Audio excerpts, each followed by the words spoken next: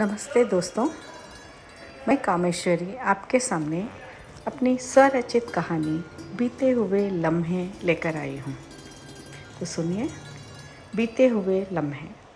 अलका और विकास की दो संतान हैं, श्लोका और मानव। श्लोका ने कंप्यूटर साइंस में मास्टर्स किया था और वह एक बहुत बड़ी कंपनी में काम कर रही थी। मानव ने भी इंजीनियरिंग की पढ़ाई पूरी की और वह भी नौकरी करने लगा था। सबसे पहले अलका श्लोका के हाथ पीले कर देना चाहती थी, क्योंकि उसे पढ़ाई के बाद नौकरी करते हुए भी 1 साल हो गया था। वह सुंदर और सुशील थी। जल्दी ही उसे अमेरिका में ही नौकरी करने वाले अभिषेक के परिवार वालों ने पसंद कर लिया था। उसकी शादी बहुत ही धूमधाम से संपन्न हो गई। हर माता पिता के समान ही अलका और विकास भी अपनी बेटी श्लोका की शादी एक अच्छे घर में करने के बाद खुश थे। उनके मन को एक तसल्ली थी कि अपनी प्यारी बिटिया को उन्होंने एक अच्छे इंसान के हाथ में सौंपा है।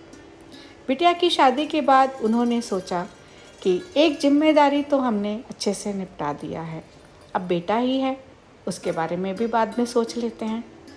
श्लोका का विवाह होते ही मानव के लिए रिश्ता आने लगे। मानव थोड़ा समय चाहता था, इसीलिए किसी भी परिवार के सदस्यों से उन्होंने बात नहीं छेड़ी। अलका ने मानव से पूछा, तेरी नज़र में कोई लड़की है क्या? बता दे, बाद में फिर नहीं कहना पहले पूछा नहीं। मानव जोर से हंसते हुए कहता है, वाह माँ, अपनी बेटी के लिए तो खुद रिश्ता लाई और मुझसे कहती है कोई है क्या? ऐसा कुछ नहीं है, आपको भी मेरे लिए भी लड़की को चुनना पड़ेगा। अलका बेफिक्र हो गई। एक दिन शाम को 5 बजे ही विकास और मानव एक साथ घर आ गए। अलका ने कहा, क्या बात है, आज सूरज कहाँ से उगा जो दोनों बाप बेटे एक साथ, वह भी शाम को ही घर आ गए। उन्होंने कहा, चाय वाय बना ले, सब बैठकर बातें करते हैं। चाय बनाते हुए अलका का दिल कह रहा था, कुछ तो बात है। चाय पीते पीते विकास ने कहा, इसने मुझे फ़ोन किया था कि वह मेरे ऑफिस आकर मुझसे बात करना चाहता है, अगर मैं व्यस्त ना हूँ तो। मैंने इसे बुला लिया। उसने मुझे बताया कि वह एक लड़की को चाहने लगा है जो मुंबई में रहती है, उसकी ही कंपनी में काम करती है। दोनों विवाह करना चाहते हैं, वहाँ तक ठीक है। आगे वे लोग बिहार से हैं। खैर, उनके परिवार में 2 लड़कियाँ और एक लड़का है। पिता फौज में थे, यही उनके घर की बड़ी बेटी है। विकास ने उनके पिता से बात की और उनके जवाब का इंतज़ार करने लगे। विकास के माता पिता भी थे। जब विकास ने उन्हें बताया तो उन्होंने भी कोई आपत्ति नहीं बताई, क्योंकि आजकल के बच्चों हैं, उनका हमें साथ देना ही पड़ता है। कुछ दिन बाद पता चला कि उस बच्ची जिसका नाम अदिति था, उसके माता पिता उसके लिए अपनी ही बिरादरी से ब्याह करना चाहते हैं। इसीलिए बेटी को बिना बताए जल्दी जल्दी वे लोग रिश्ते ढूंढने लगे।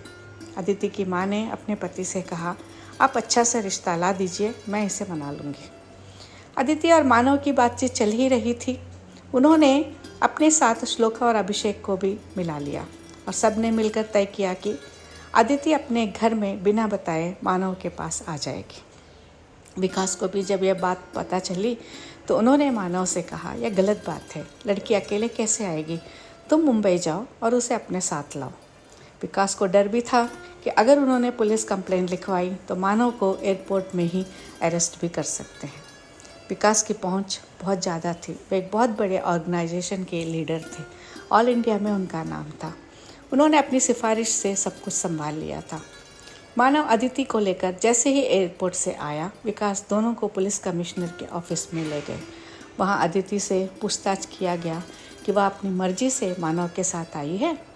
फिर मानव ने उसे अपने दोस्त के यहाँ छोड़कर आ गया। अब चट बंगनी पट ब्याह के समान जल्दी से विकास ने मंदिर में शादी का इंतज़ाम किया और सिर्फ 150 लोगों के बीच विधि विधान से शादी संपन्न कराकर लड़की को घर ले आए। अब भी शंका थी कि कुछ भी हो सकता है। दूसरे ही दिन रजिस्टर ऑफिस में विवाह को रजिस्टर कराकर अदिति के पिता को भेज दिया गया।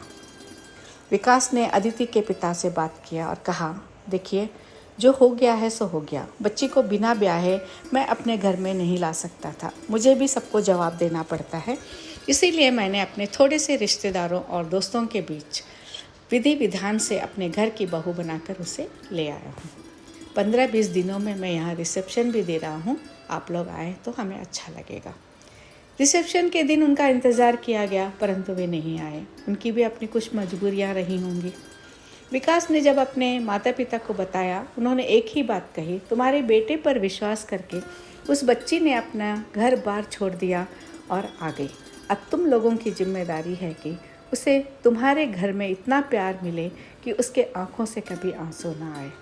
सच ये कितना है उनका बड़प्पन और लड़कियों के प्रति आदर के भाव हैं। नतमस्तक होकर अलका ने प्रणाम किया। दोनों हाथों को फैलाकर अदिति को घर वालों ने अपने दिल में समा लिया था। अदिति ने भी अपने आचार व्यवहार से सबका दिल जीत लिया था। जब भी अलका उसे देखती सोचती कि शायद मैं भी मानव के लिए इतनी अच्छी लड़की नहीं ला सकती थी। अब विकास अदिति के माता पिता से भी मिलना चाहते थे। वे अपने किसी मीटिंग के सिलसिले में मुंबई पहुंचे। वहां के ऑफिस वालों ने कहा, सर आप अपने समधी जी को यहीं बुला लीजिए, बहुत सारे लोग मीटिंग में आए हैं तो उन पर धाक भी जमेगी। अदिति के पापा आए और विकास से मिलकर उन्हें अपने घर लेकर गए। साथ में विकास के कुछ सहयोगी भी गए थे। अदिति की माँ भाई बहन से मिलकर आने के बाद विकास ने समझ लिया है कि वे बुरे नहीं हैं जितना लोग सोचते हैं। वैसे भी जैसे ही मानव ने अदिति के बारे में बताया था, विकास ने पूरी छानबीन कर ली थी और पता लगा लिया था कि गांव में उनकी बहुत इज्जत है और वे बहुत ही अच्छे हैं। अदिति के घर जाकर उनसे मिलकर रहा सहा कसर भी पूरा हो गया। घर आकर उन्होंने तय कर लिया कि दोनों को एक बार मुंबई भेजेंगे, पर कुछ रिश्तेदारों ने और कई दोस्तों ने सलाह दी मत भेजो, मालूम नहीं वे कैसे रिएक्ट करेंगे। पर विकास को विश्वास था कि वो बहुत ही अच्छे हैं। मानव और अदिति मुंबई पहुंचे। अदिति की माँ और बहन को मानव बहुत पसंद आ गया, क्योंकि मानव 6 फीट लंबा था, गोरा रंग था, घुंघराले बाल थे, पढ़ा लिखा नौकरी करने वाला अकेला लड़का था। बहन अमेरिका में रहती थी, तो लड़कियों के माता पिता को इससे अच्छा लड़का चिराग पकड़कर ढूंढने पर भी नहीं मिल सकता था। अदिति के घर वाले खुश हो गए और आपसी संबंधों में सुधार हो गया। अदिति वापस अपने ससुराल आ गई और उसे भी एक अच्छी कंपनी में नौकरी मिल गई। उनका अलका भी स्कूल में टीचर थी। इस तरह हंसते गाते दिन गुजरने लगे। तभी अदिति ने एक सुंदर बेटे को जन्म दिया, अक्षत। अब वह पहली कक्षा में पढ़ता है। अदिति ने भी नौकरी छोड़ दिया और अक्षत की देखभाल में लग गई। ये सब होकर भी 10 साल हो गए दोस्तों, पर जब सोचने बैठे तो लगता है कल की ही बात है। इन 10 सालों में मानव अदिति से सुंदर सा एक फ्लैट भी खरीद लिया और अपने व्यवहार से लोगों के दिलों में ऐसी जगह बना ली कि सब ने बीती बातों को भुला भी दिया और आज किसी को याद भी नहीं है कि 10 साल पहले ऐसा कुछ हुआ था। इसीलिए कहते हैं अंत भला तो सब भला।